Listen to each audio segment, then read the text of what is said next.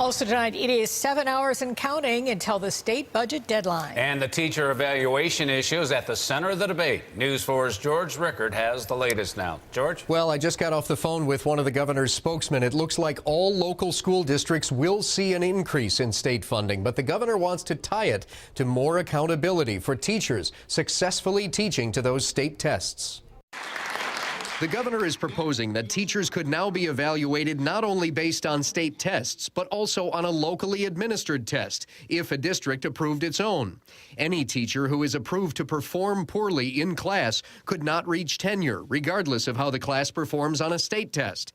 And there would be a new exam for new teachers, plus recertification every 5 years.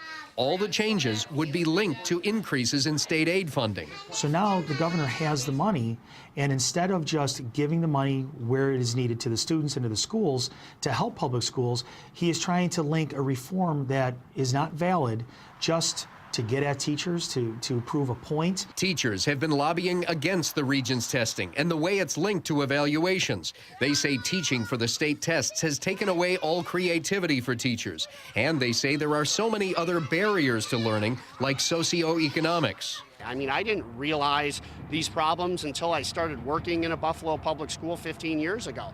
The absenteeism is insane. I've never seen anything quite like it. We have students coming into the West Side from all over the world. They work so hard, George, but they don't speak English, or they speak little English, or they're not even literate in their own native language. And we're giving them Regents exams in English, and we're like, oh, why aren't they passing?